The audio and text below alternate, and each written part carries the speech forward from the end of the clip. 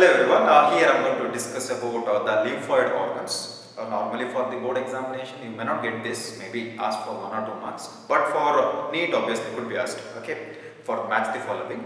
Lymphoid organs, okay, we have already studied about different types of organs in our body like the brain, how exactly it works, or maybe the structure of the brain, or maybe heart, okay, or maybe the alimentary canal, okay, or kidney, everything, that is different types of organs. But we have not studied about lymphoid organs. What is this lymphoid organs? The lymphoid organs are something like they are distributed in our body. For example, inside our femur bone, there is one lymphoid organ that is called as the bone marrow. Okay, you know about the function of the bone marrow, or could be thymus, or it could be the lymphatic systems like the lymph nodes. They are present at regular intervals inside our body. They run parallel with our blood vessels actually. Okay, some nodes will be there, I think, obviously it is inside. Okay, nodes will be there actually at regular intervals, and even the tonsils, Pierce patches inside our small intestine, or MALT, mucosal associated lymphoid tissue. There are so many different types of lymphoid organs. Okay, what is exactly lymphoid organ here? Lymphoid organ is nothing but it is the site where the origin, that is the production of B and T lymphocytes takes place. Okay, one thing. The second thing is it is the site where antigen and antibody reaction takes place. That is the interaction between the two, antibody and antigen, takes place inside our lymphoid organs. Got it? Okay. Other than that, the filtering of the blood also takes place. We know that kidney normally does that work, but at the same time, even our lymphatic system, that is the lymphoid organs, they also can filter the blood, because in the blood there will be so many different types of microorganisms, or could be the antigens, that is the particles, the protein parts, or it could be polysaccharide parts of the what you call the pathogens will be like circulating, so it filters. Okay, these are all the different functions of lymphoid organs. So we just write the types of lymphoid organ. Okay, so we just write lymphoid organs, and here to understand this, first we need to classify the lymphoid organs into two types. The first one is the primary, the first, very very important, because without production of B and T lymphocytes there is no use of having lymphatic system, right? Okay, so first thing is the production of B and T lymphocytes, that is done by the primary lymphoid organs. Primary, the first type of lymphoid organ, and once they are produced, obviously they have to be put inside a small vessel where the microorganisms, vessel in the sense like I am talking about the lymphatic vessel, okay, so where they are going to meet the antigen, that takes place inside different types of lymphoid organ, that is called as secondary lymphoid organs. Note one point here. In the primary lymphoid organ, you will not see any type of interaction of between antigen and antibody. It's only the site where the production of B and T lymphocytes takes place. Got it? In secondary lymphoid organ or lymphatic system, you see the interaction. At the same time, you see the production of effector T or B cells. What is this effector B or T cells? That is nothing but initiation of secondary immune response. Note one point here, in this secondary lymphoid organ you see primary immune response plus secondary immune response. Why? The reason is it is the site where antigen and antibody interaction takes place. Got it? Okay, first we again classify. In the primary lymphoid organ you see two important organs, very very important organs, and it is common, you know about it. The first one is the bone marrow. Okay, so the bone marrow is the first primary lymphoid organ. The second one is the thymus. Right now, compared to my thymus size, your thymus size is quite larger. Okay, my thymus, because I'm older than you, and as we get older, obviously the thymus size also reduces. Interesting. In the kid, like babies, they have a very big thymus, but as we grow older, the thymus size becomes very very small. Okay, it reduces. Okay. So in bone marrow, we know where exactly bone marrow is situated, inside our femur bone. What's going to happen? The bone marrow is the lymphoid organ, primary lymphoid organ. It's going to produce both important immune cells, that is B lymphocytes. B lymphocytes will be produced. Okay. Second one is the T lymphocytes. T lymphocytes. The B lymphocytes, see, let me just write here. I think better here. Okay. Origin of both B and T lymphocytes takes place. Remember, once they are produced, once the T lymphocytes are produced, what's going to happen? It's going to move to the thymus.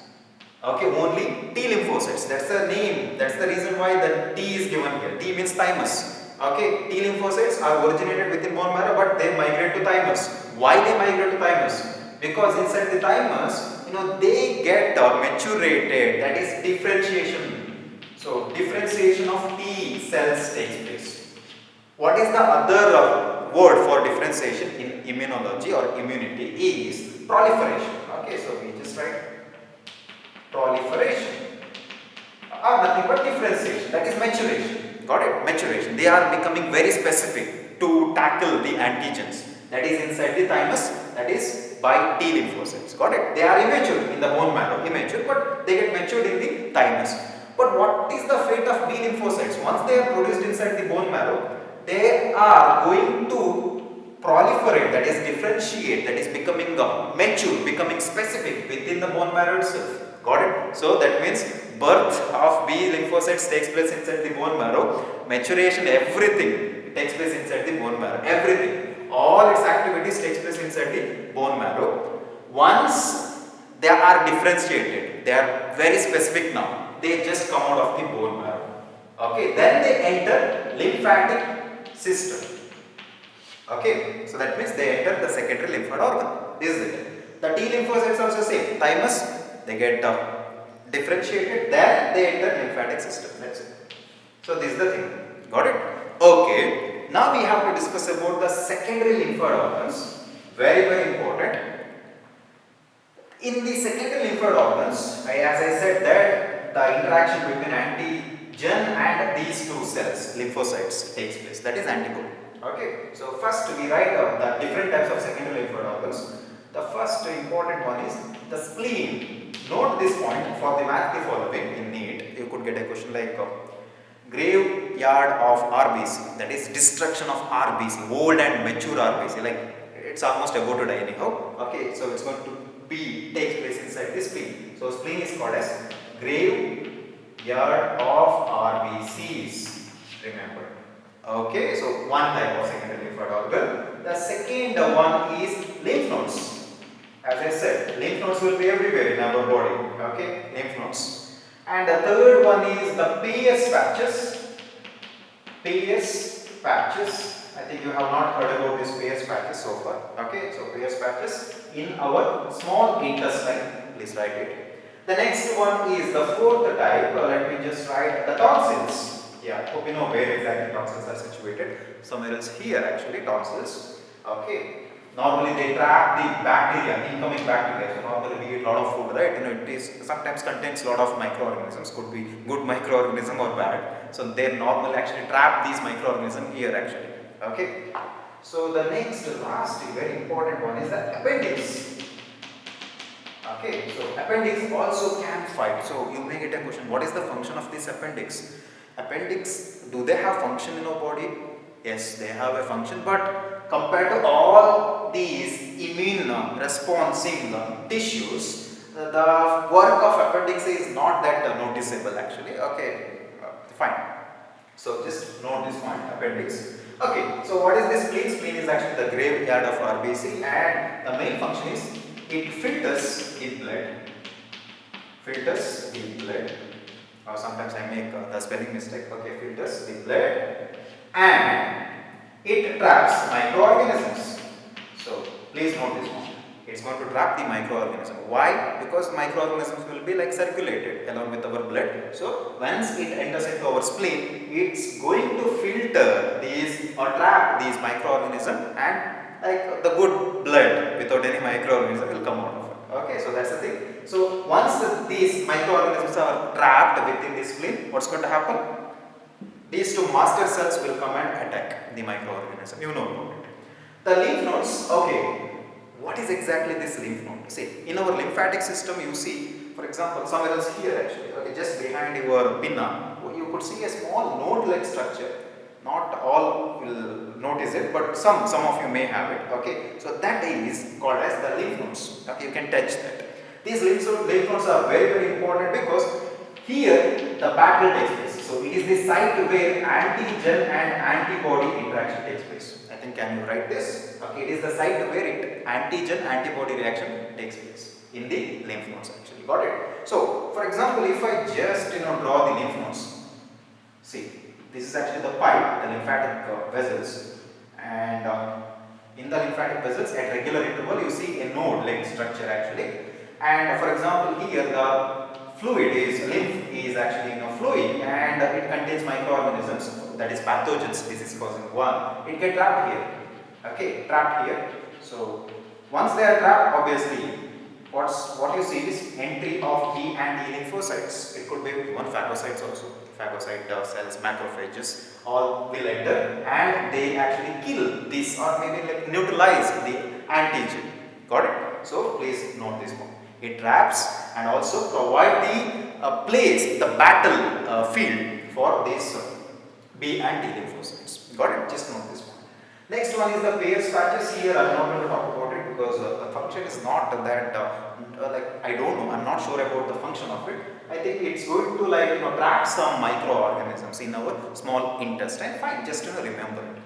Tonsils, as I said earlier, it's going to trap the bacteria, not viruses, bacteria normally. Okay, so tonsils. Next one is the appendix. Appendix is also like it's going to trap certain microorganisms. Just remember secondary lymphoid organ. What is the major function of all these secondary lymphoid organs? It's going to provide the place for the antigen antibody interaction. Number one. Second thing is here the maturation, not maturation. Here the secondary immune response will be initiated. Okay, because the battlefield, if the B and T lymphocytes are fighting or interacting with a new antigen for the first time, okay, they will neutralize it. They may take long time. Okay, with difficulty, they are going to neutralize the antigen. But later, when the same antigen come into contact with these B and T lymphocytes, they retains the memory and they can neutralize it very quickly. This is the thing actually. Got it? So secondary immune response will be initiated. Even the primary immune response also initiated, you know it, because interaction takes place for the first time and even second time or even third time, fourth time, whatever it is. This is the battlefield. In this case, production. Got it? So this is about lymphoid organs. Here I would like to add one more, not exactly lymphoid organ actually, but still it is a kind of component of lymphatic system because of the battlefield. Okay, because they provide the place where the B or T lymphocytes can come and kill or neutralize this antigen. That is called as MALT. Please note this point. If you check any previous year question paper, you see this word MALT. Okay, what is this MALT? Mucosal associated. That is, mucus is there, associated with the mucus. Lymphoid tissue. Okay, so mucosal associated lymphoid tissue, that is nothing but called as the MALT. The main function is they are going to trap these microorganisms, that is blood-borne, like they are flowing within this blood. Okay, so that is they are going to trap the microorganism because they are sticky, because they have mucus. Okay, some examples we have already discussed about this mucus in the innate immunity concept, but still let me just write. They are normally present in urinogenital tract, even respiratory tract, even alimentary canal. Okay, so you see mucosal associated lymphoid tissue. Got it? So that's all about lymphoid organs. Hope you understood this.